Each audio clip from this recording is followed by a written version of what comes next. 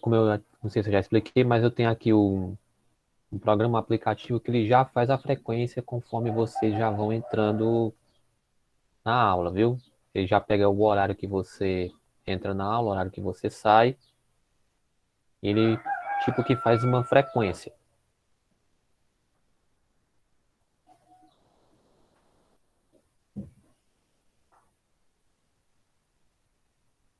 Então vamos só começar logo então com a correção da nossa atividade.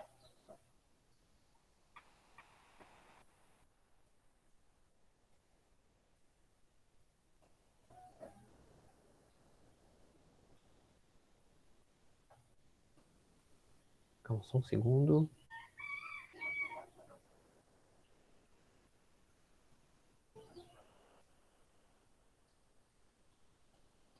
Então, só vendo aqui porque tem pessoas pedindo permissão para entrar na aula, eu tenho que dar permissão para todos, né?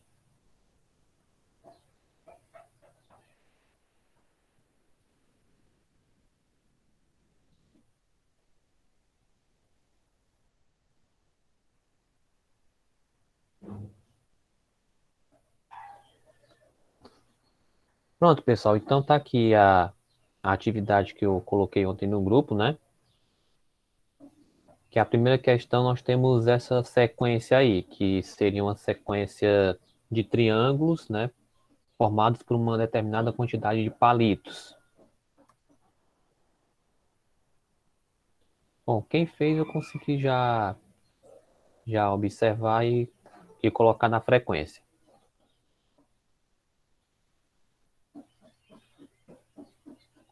Deixa eu ver, tá dando para todos conseguirem enxergar aí o meu slide?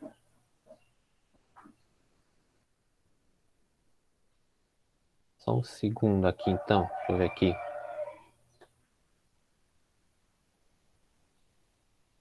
Ver se eu consigo configurar aqui o microfone. Então dizer que a minha voz está baixa.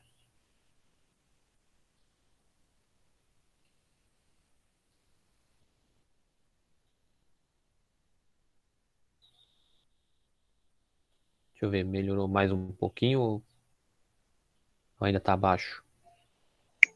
Professor, Pois não. tá bom assim, mas quanto você mais aumentar, mais o celular daqui de casa, que eu tô com o da minha mãe, porque o outro tá carregando.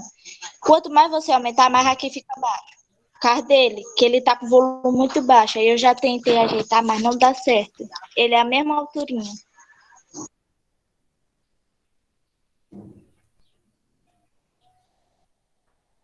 Pronto, deixa eu ver aqui. Então tá beleza.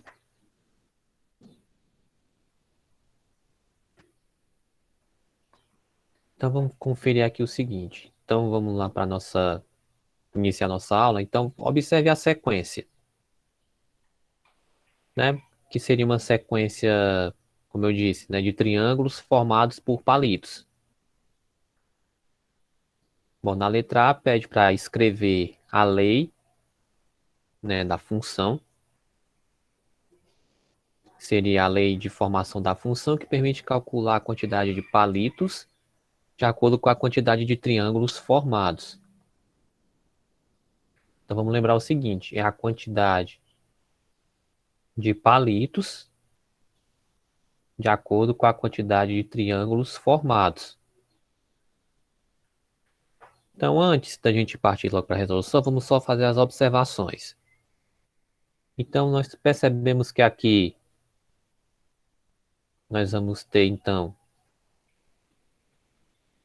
um triângulo apenas, né? Que são utilizados três palitos. Já aqui nós temos dois triângulos, né? Que nesse caso, se eu contar, serão cinco palitos. Aqui nós vamos ter, então, um, dois e três. São três triângulos. E se eu for contar também a quantidade de palitos utilizados, né? 3, 5, 7. Então percebe aqui que nós vamos ter 7 palitos. E aí, 1, 2,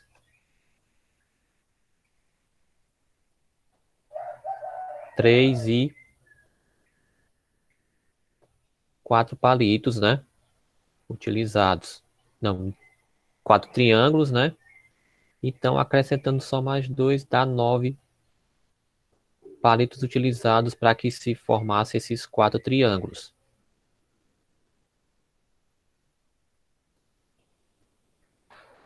Bom, pessoal, aí o que que ocorre, né? Daqui já daria para você sacar mais ou menos a ideia de que... Só mais só um instante que... Pronto, tem gente aqui pedindo permissão, Hélio. Pronto, então você percebe o seguinte, que a cada 2 palitos, né?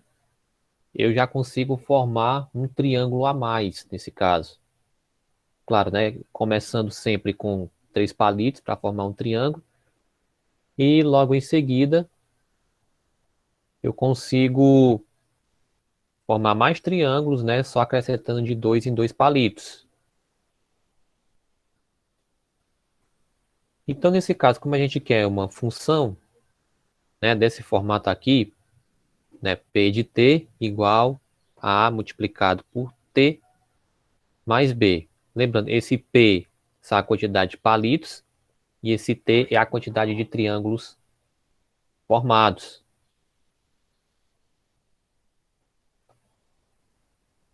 Então, nesse caso aqui que nós temos, só para observar, então quando nós temos esse T1, ou seja, nós temos um triângulo, então a quantidade de palitos utilizados vão ser 3.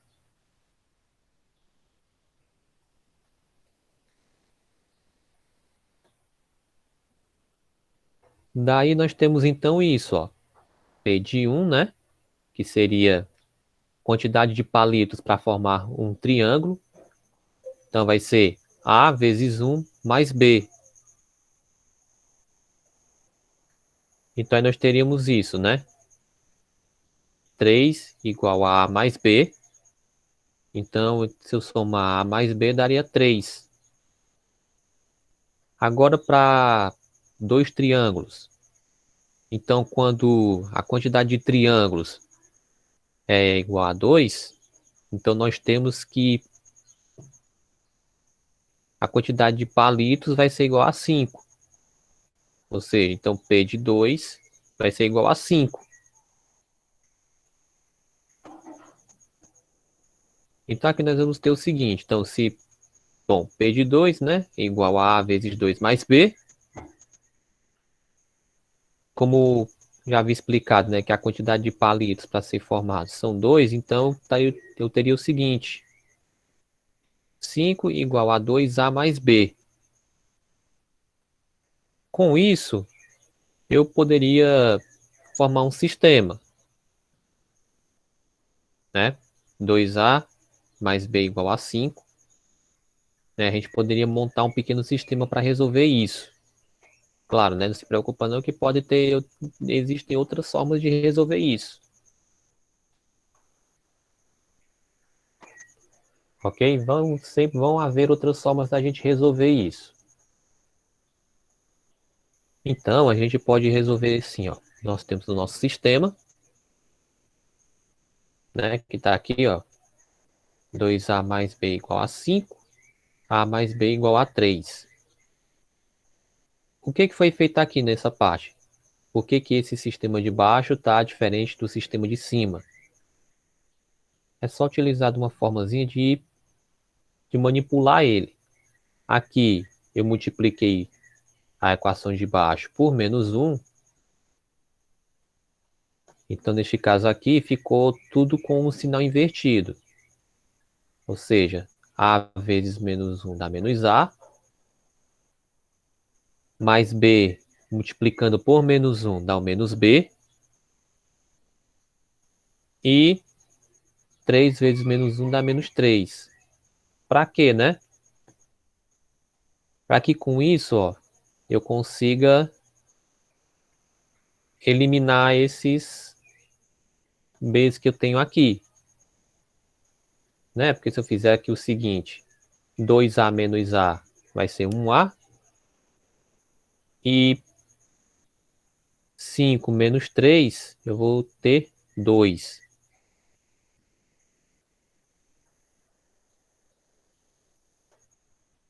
Então, nesse caso, eu vou ter então que A será igual a 2. Agora, se eu substituir na primeira equação, ou posso dizer na segunda, tanto faz, que o resultado será o mesmo, viu, gente? Então, se eu substituir em A mais B igual a 3, então eu vou ter isso, né? 2B, 2 mais B igual a 3. Então, B vai ser 3 menos 2. Então, B será igual a 1.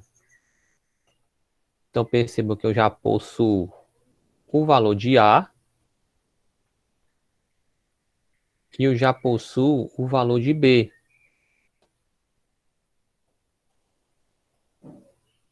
Portanto, essa função, né, eu já tendo a forma geral dela, vai ser simplesmente 2t mais 1, neste caso. Ou seja, seria 2 vezes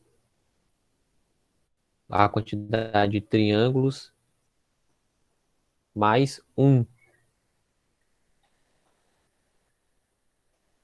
Ok? Mas vamos lá, teria uma outra forma de se resolver isso? Teria sim. É assim como eu sei que alguns de vocês fizeram, né, nas atividades. Que era só você realmente ir observando, ó. Bom, um triângulo, né? 3 palitos. Dois triângulos, 5. Três triângulos, 7. E 4 triângulos, 9. É só você, poderia se dizer que N seria a quantidade de triângulos, né? E a quantidade de palitos, vamos dizer assim. Podemos dizer assim que o P seria a quantidade de triângulos e o N seria a quantidade de palitos. Como eu já vi alguns fazendo isso, né? Que a quantidade de palitos seria também 2N mais 1, porque sempre vai aumentando de 2 em 2, né? Como vocês vão observando. Que basicamente é só observação. Agora, passando para a letra B, quantos palitos são necessários para formar 50 triângulos e para formar 145? Bom, então nós temos aqui, quando T é igual a 50, ou seja, 50 triângulos, então nós temos aqui, pelaquela nossa formulazinha, né, quantidade de palitos usados, vai ser igual a 2 vezes T mais 1. Então, basicamente, você só vai substituir ali, né?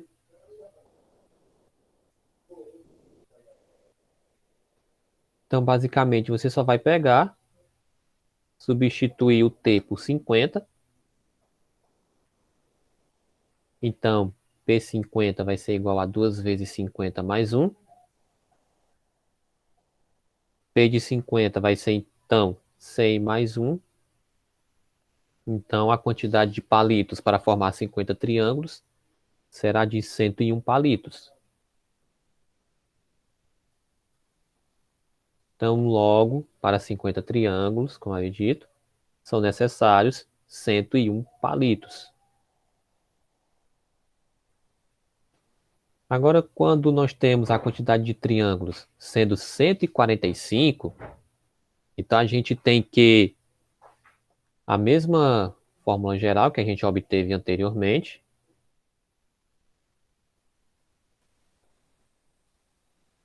Então, a gente vai pegar e substituir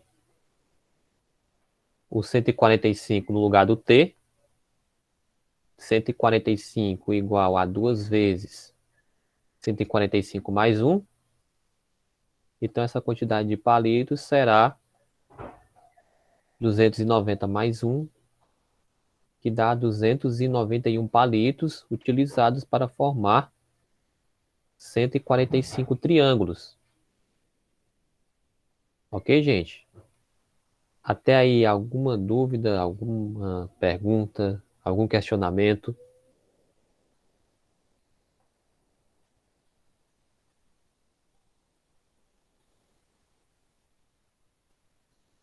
Certo, não, né, Riquelme?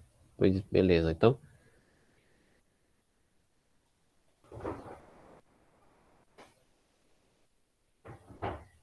então vamos aqui adiante. Então, só para constar, né, para 145 triângulos são necessários 291 palitos. Certo. Agora na letra C. Quantos triângulos é possível construir com 80 palitos? Então aqui nós vamos ter, né? Nesse caso aqui de P de T, né? Vai ser 2T mais 1, né? Como você pode observar. Então a gente vai concluir que a quantidade de palitos será sempre ímpar, né? Porque nós vamos ter 2T. 2T lembrando que é um número par. Sempre será um número par. Agora se eu acrescentar 1, né? Colocar mais 1, nós vamos ter que ele é um número ímpar. É quase uma lógica, né? Se você observar aqui novamente. Deixa eu só explicar de novo. Então, nós temos 2t mais 1. Nesse 2t, independente do número que eu colocar aqui, sempre vai resultar em um número par, né? Duas vezes qualquer coisa, eu vou sempre ter um número par. Agora, acrescentando aqui mais 1, esse número muda, né? Então, vai ser um número ímpar. Então, independente da quantidade aqui, eu vou sempre ter a quantidade de palitos ímpar. E aqui, percebam que aqui ele coloca uma quantidade de palitos que é par. Então, não é possível construir triângulos com 80 palitos. Na verdade é, se você pensar assim pela lógica, mas é. Eu não preciso utilizar os 80, né? Mas nesse caso ele pede com 80 palitos. Então, sempre ou vai sobrar um, ou então vai faltar um palito para construir os triângulos.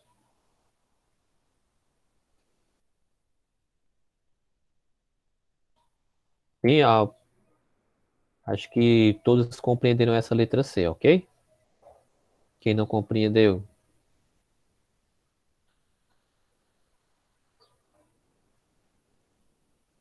quer ver, quem não compreendeu, que se for possível pode colocar aí no chat mesmo.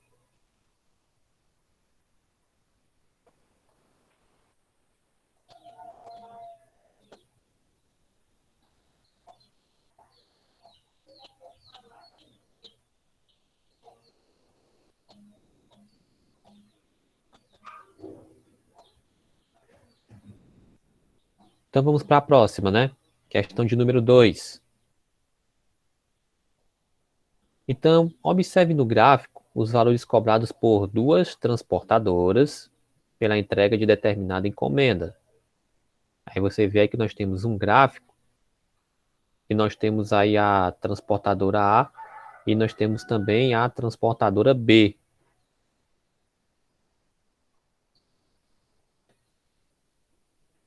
Percebam que na transportadora A o valor parte de R$ 19 e na transportadora B o valor parte de R$ 25. E percebam que elas duas, elas convergem num ponto só, elas se cruzam. Então, para transportar uma mercadoria por 75 quilômetros, as duas cobram o mesmo preço. Então, agora vamos aos questionamentos. Então, sabendo que cada transportadora, o valor cobrado é composto por uma parte fixa e de outra que depende da quantidade de quilômetros percorridos, determine para cada transportadora o valor da parte fixa, né? Como eu já havia dito, e eu também falei na aula anterior, uma maneira da gente determinar isso seria observar da onde a reta, né, ou o gráfico está saindo. Então percebam o seguinte, ó, na transportadora A, ele parte aqui do 19. Então eu posso concluir que a parte fixa para a transportadora A vai ser 19. Né? Seria o B, né, da transportadora A. Agora, deixa eu só mudar aqui a cor da caneta. Pronto. Agora, para a transportadora B, você percebe que a coisa já muda. Ó. Agora é 25. Então, a parte fixa da transportadora B, então será 25. Olhando para o gráfico, né, fica mais fácil de você observar isso. Então, nesse caso, como eu já havia dito, né, a parte fixa vai equivaler ao termo B da função do primeiro grau. E também vai ser onde ela corta o eixo Y. Então, aqui nós temos que a transportadora A, a parte fixa vai ser 19, e a transportadora B, a parte fixa será 25. Já o valor cobrado por quilômetro percorrido,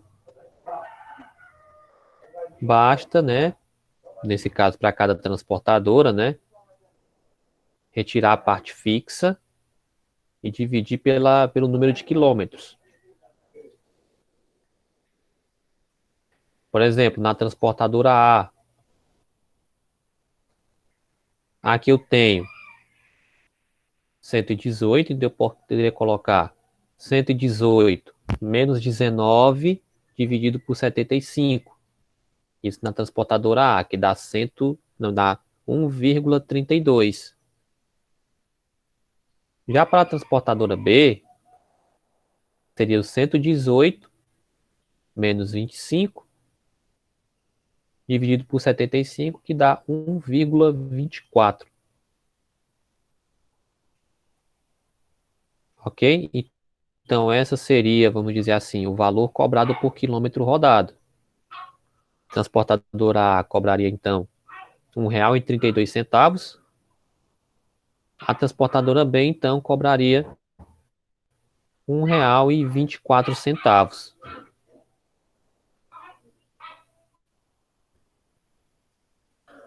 Até aqui alguma dúvida nessa parte, algum questionamento, ou alguma observação que seja?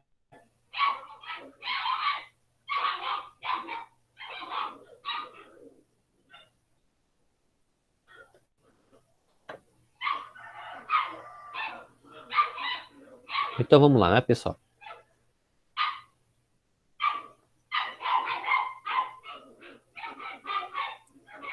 Aí na B, ele vai pedir então a lei de formação que representa o valor cobrado em cada uma das duas transportadoras.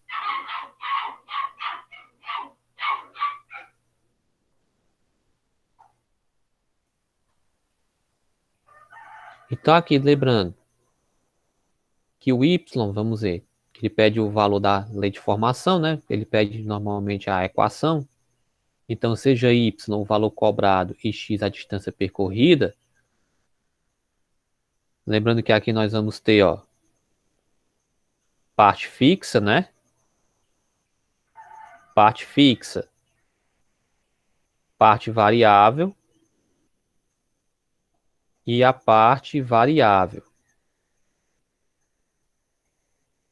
Essas duas partes variáveis, elas vão variar de acordo com a quantidade de quilômetros percorridos, e a parte fixa seria parte fixa mesmo, né? Seria o valor que você cobra somente para colocar a encomenda lá dentro da transportadora. Então, na transportadora A,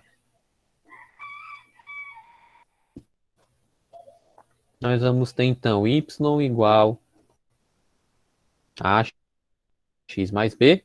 Então, nós vamos ter 1,32, que seria a parte variável, né, da transportadora A, aí mais 19, ou seja, 1,32x mais 19, isso na transportadora A. Agora na transportadora B, então nós vamos ter aqui, mais uma vez, vamos dizer assim, a fórmula genérica da função do primeiro grau, a equação geral. Então nós vamos ter aqui 1,24x vezes x mais 25, que dá 1,24x mais 25. Então percebam que aqui nós temos, para a transportadora A, nós temos essa equação, e para a transportadora B nós já temos essa outra equação.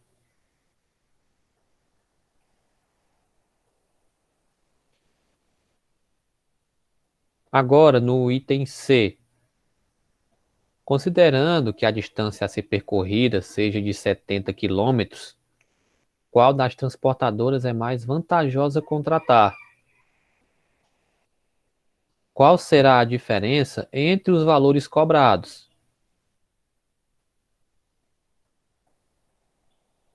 Bom, e como ele pede a diferença entre os valores cobrados, né, infelizmente a gente vai precisar calcular. Mas você já poderia observar pelo gráfico, né, qual seria a mais vantajosa. Então, neste caso aqui, nós devemos tomar o x sendo igual a 70, porque o x vai indicar a quantidade de quilômetros percorridos.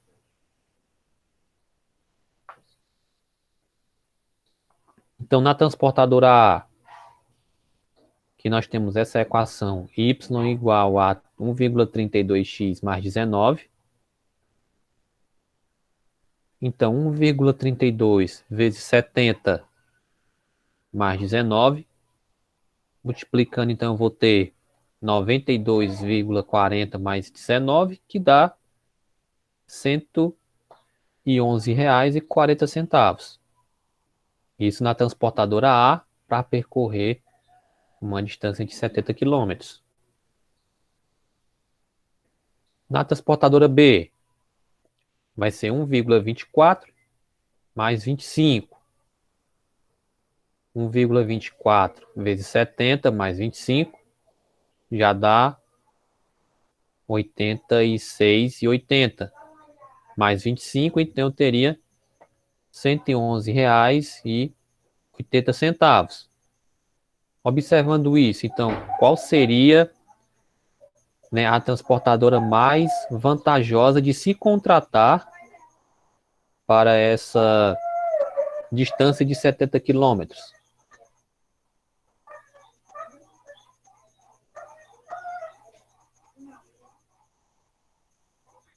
Isso. Né? Uma vantagem pouca, mas seria uma vantagem.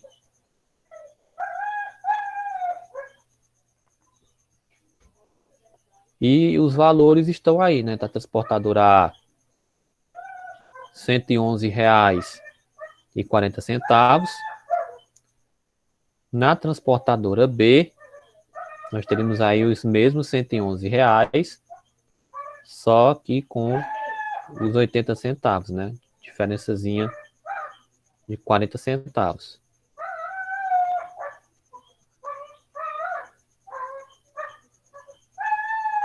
Não liguem para o cachorro chorão do vizinho, por favor.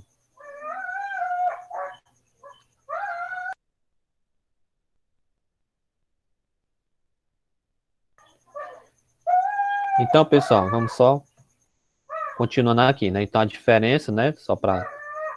Vamos dizer assim, só para constar. Então, diferença de 40 centavos e a transportadora A seria a mais vantajosa.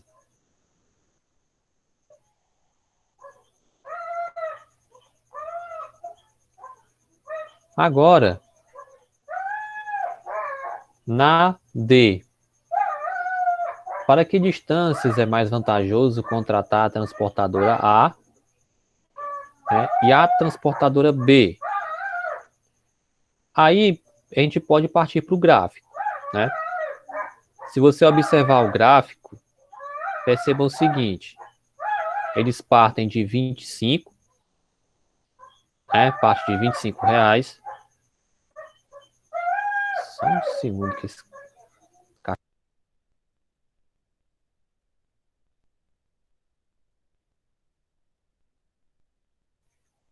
Pronto, desculpa aí, acho que resolvi a questão do cachorro. Pessoal, então, vamos observar novamente o gráfico e entender o seguinte. Elas partem, né, de coisas diferentes. A transportadora A parte de 19, a transportadora B parte de 25, e elas, vamos dizer assim, que elas convergem num ponto só. Ou seja, na distância de 75 quilômetros, elas cobram o mesmo valor. Então, se observar o seguinte, então, para quais distâncias é mais vantajoso contratar a transportadora A?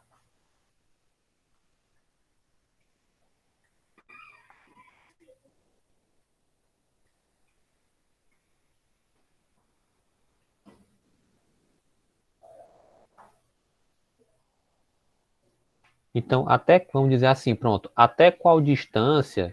Pronto, obrigado. Então, isso, para distâncias menores do que 75. Então, para transportadora B, então seria distâncias maiores do que 75. Então, neste intervalo aqui, até 75 quilômetros, eu contrataria então a transportadora A, né, para distâncias maiores. Então, eu contrataria a transportadora B.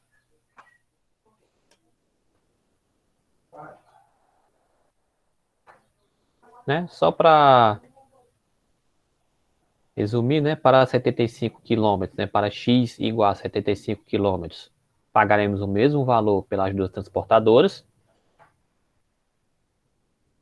Para os valores de x sendo menor do que 75, a transportadora A é a mais barata e mais vantajosa. E para valores maiores do que isso, seria a transportadora B a mais barata.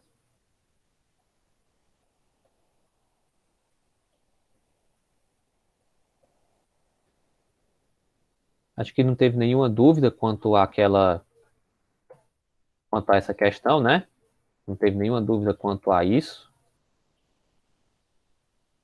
É basicamente você observar o gráfico e verificar.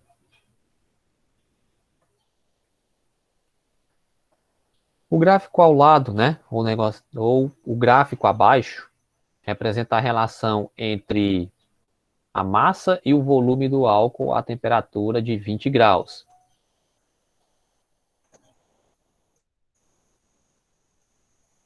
Então você observa temperatura de 20 graus, né?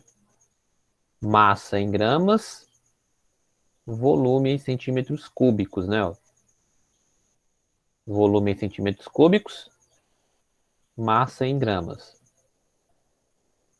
Então, escreva a lei de formação da função V que expressa o volume de álcool com relação à sua massa.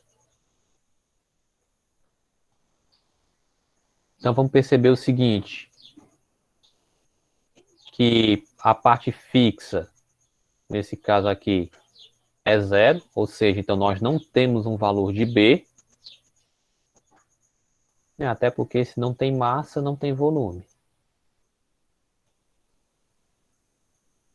Lembrando que na física, tudo que tem massa, ele ocupa um determinado volume.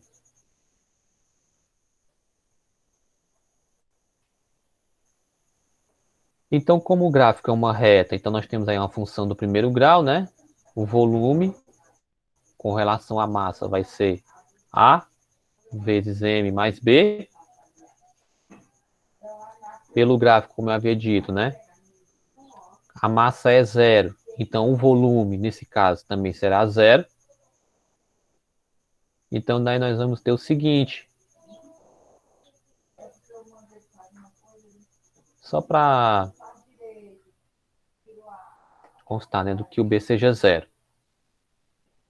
Ainda pelo gráfico, então nós temos aí que a massa será de 25 e o volume 19,75. Basicamente, o que você vai pegar vai ser dividir. Ok? Você vai dividir 19,75 por 25, como está aqui.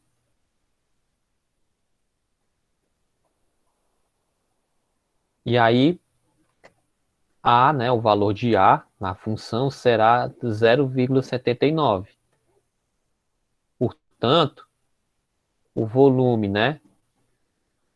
Vamos lá, o volume com relação à massa será de 0,79 m mais zero, ou simplesmente 0,79 m.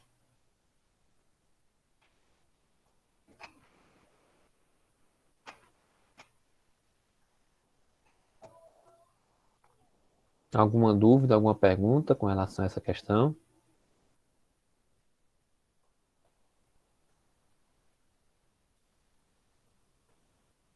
Deixa eu ver, não, né?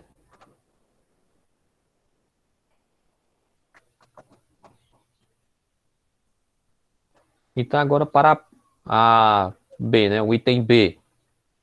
Então, qual a taxa de variação da função V?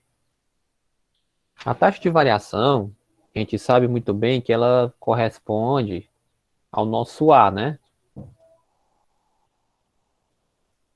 Que já está aqui. Então, nosso A corresponde à taxa de variação, que é o de 0,79. Então, como nós temos aí, taxa de variação, 0,79. E o que significa essa taxa e qual a sua unidade de medida? Bom, essa taxa de variação, ela vai significar o quê, né? Esse 0,79. Como eu dividi o volume com a massa, então isso significa o quanto o volume do álcool varia para cada unidade de variação de sua massa. Ou seja, significa o quanto o volume do álcool, né, vamos dizer assim, em centímetros cúbicos, varia com relação à massa em gramas. Então, assim, a unidade de medida seria centímetros cúbicos por grama.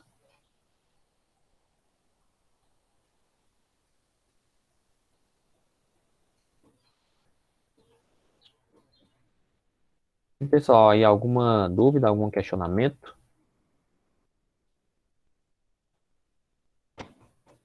Essa correção?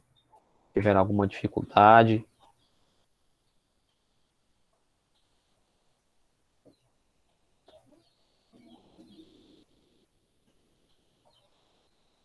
Deixa eu ver aqui.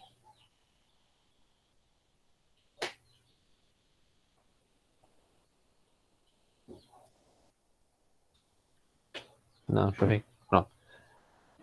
Pois, pessoal, então, essa aí foi a nossa correção, né? A correção da atividade.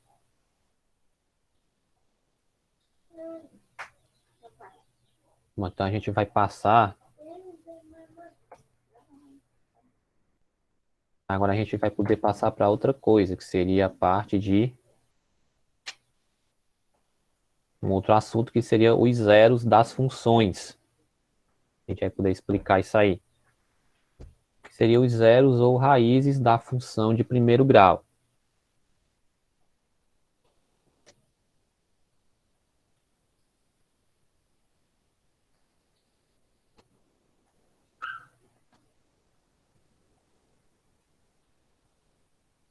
Deixa eu só reapresentar.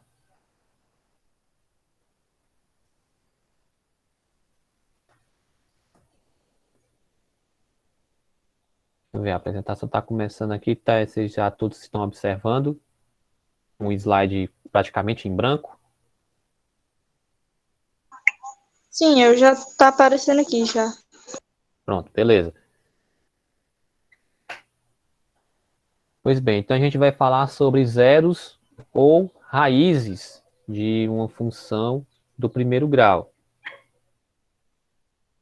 Aí por que que vai ser zeros ou raízes, né? Então vamos explicar aqui já já. Então seja uma função dos reais nos reais, né? Seja f dos reais nos reais, uma função do primeiro grau, tal que f de x é igual a x mais b com a diferente de zero. Essa premissa vocês já devem ter visto. Então denominamos o zero ou raiz de uma função o valor de x que torna essa função igual a zero. Então raiz nada mais é do que isso. É um valor para x que faz com que isso aqui seja zero. Então, em outras palavras, a gente só deve encontrar um valor para que o y seja zero, ou para que f de x seja zero. Então, assim, desenvolvendo a função, então nós temos o quê? Né? F de x sendo igual a zero. Então, nós vamos encontrar aqui ax mais b igual a zero. Resolvendo aqui, de uma forma genérica, nós temos o quê? Passando o b para o outro lado, só para lembrar. E trocando o sinal, então nós teríamos ax igual a menos b. Então, x seria menos b sobre a. Isso vai ser sempre? Sim, isso foi determinado através da forma genérica ou da forma geral da função do primeiro grau. Então, eu pego a parte fixa, né, da função e divido pela parte variável. Então, isso vai me dar um valor da raiz dessa função. Em um gráfico, né, nesse caso, o zero da função equivale ao ponto em que a reta corta o eixo x. Pronto, aqui nós temos o plano cartesiano, e aqui nós temos o gráfico que representa uma função qualquer do primeiro grau. Então, a raiz será justamente aqui. Esse ponto onde eu tenho que a reta corta o eixo x. É justamente aí que será a raiz da nossa função. Não vamos esquecer isso porque é importante. E aqui vai ser, ó, menos b sobre a.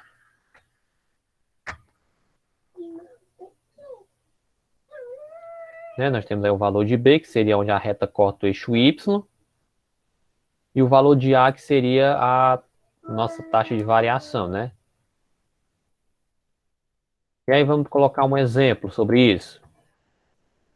Determine a raiz da função f de x igual a 2x menos 8. Então, como a gente já sabe, né?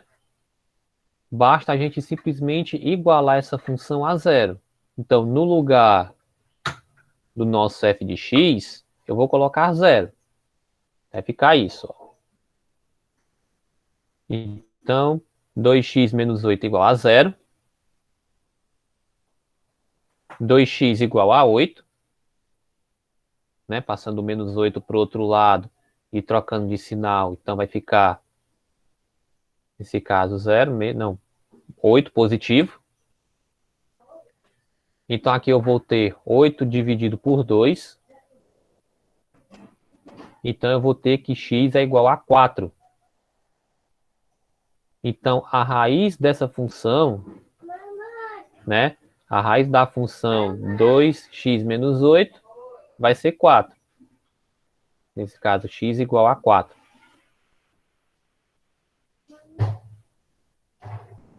Alguma dúvida, vocês podem colocar no chat, viu? Só esperar aqui uns segundinhos para vocês digitarem, eu ver se tem alguma dúvida ou não.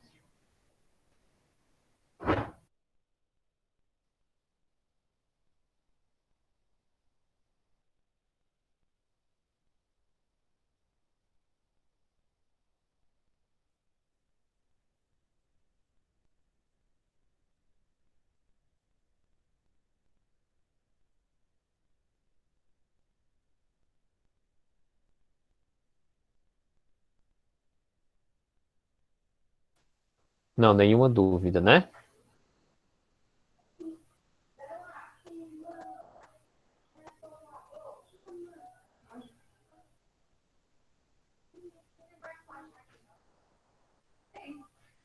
Não, nenhuma dúvida, então a gente pode continuar. No exemplo 2. No exemplo 2 que nós temos aqui, então seja a função g de x igual a menos 3x mais 10, qual é o seu zero? Ou podemos colocar qual é a sua raiz. Então, a gente vai colocar igualar a função a zero e a gente vai isolar o valor de x. Então, nós temos aqui menos 3x mais 10 igual a zero. Então, nós vamos ter, então, menos 3x igual a menos 10. Então, x será igual a menos 10 dividido por menos 3, ou podemos colocar como simplesmente 10 terços positivos. Então, portanto, a função nesse caso, g de x igual a menos 3x mais 10, vai ter como raiz 10 terços. Simples, né? Então não tem nenhuma dificuldade quanto a isso. Agora no exemplo 3. O gráfico a seguir é uma função afim, ou uma função do primeiro grau. Qual o valor da sua raiz?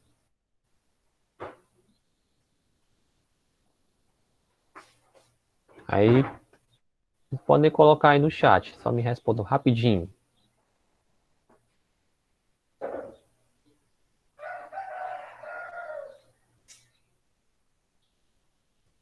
Qual a raiz dessa função aí que está no gráfico?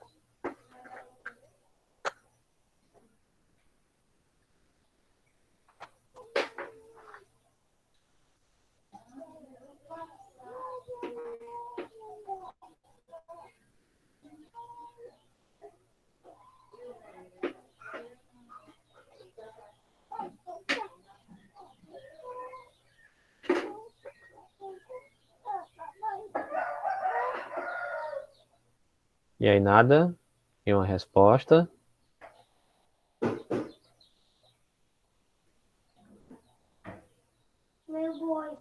Sim, pronto. Ela é afim. Aí o que eu quero saber qual vai ser a sua raiz.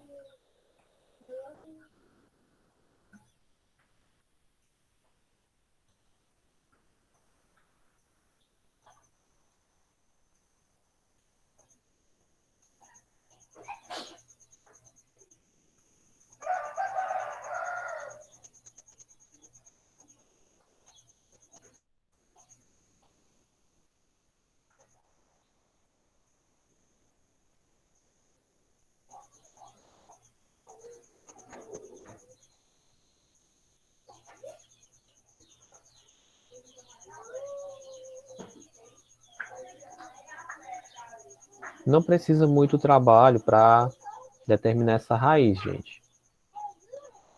Essa raiz ou o zero dessa função.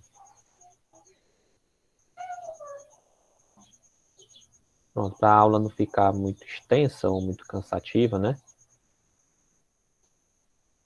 Ó, então a gente vai observar o quê?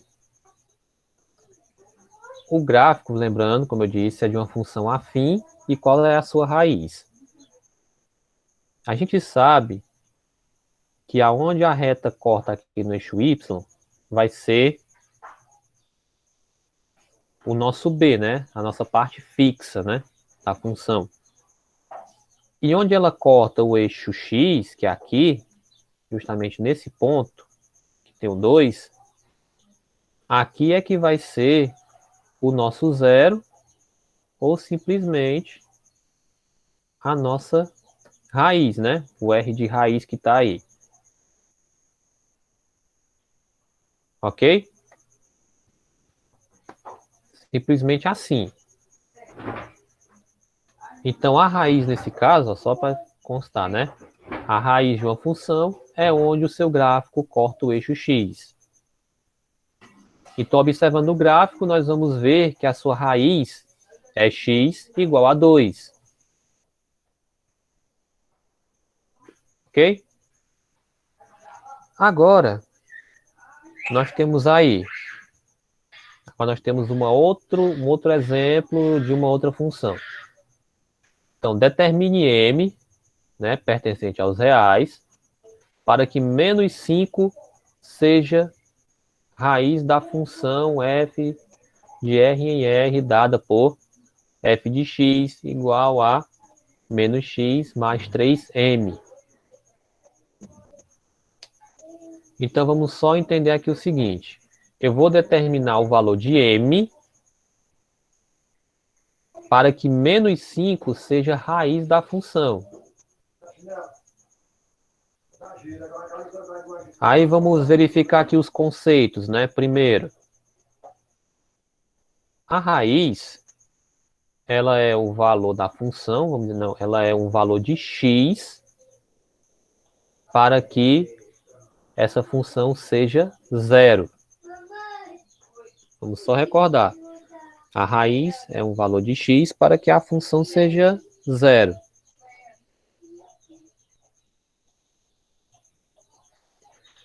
Então, a gente vai fazer da seguinte maneira.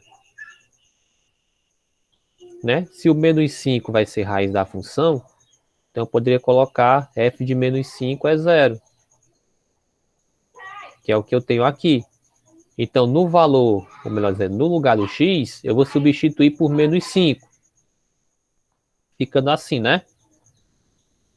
F de menos 5 igual a menos 5 mais 3m. Como a gente está determinando uma raiz, então eu vou substituir esse f de x por zero. Então fica zero igual a 5 mais 3m. Então eu teria aqui menos 3m igual a 5. Então m é igual a 5 sobre menos 3, ou m é igual a menos 5 terços. Ok? Alguma dúvida, alguma pergunta?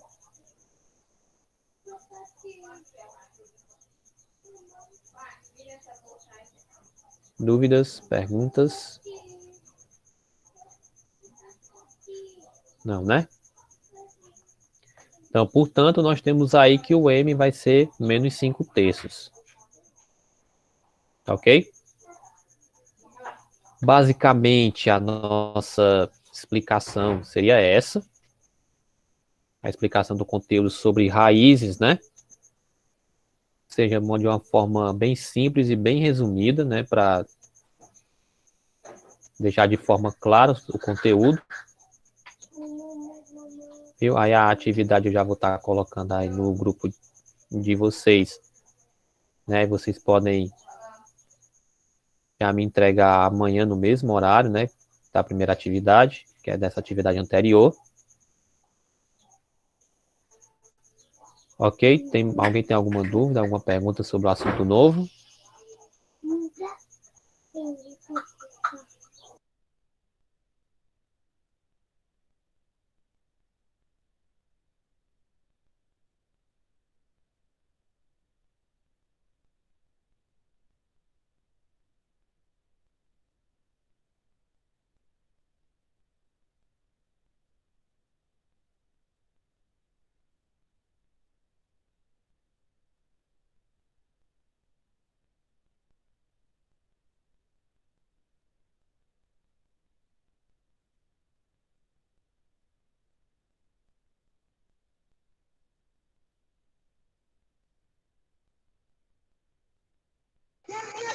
Professor, eu não estou escutando você. Ah, desculpa, eu também esqueci o microfone desligado. Ah, sim, eu vou te responder de novo. Você vai, que a Cauã está perguntando se eu vou postar. Sim, eu vou colocar isso aqui no YouTube e disponibilizar para vocês, né? Enviar o link no grupo. Ok? Aí vai demorar um pouquinho, né? Mas ainda hoje eu creio que eu coloco essa aula no YouTube e envio o link para vocês.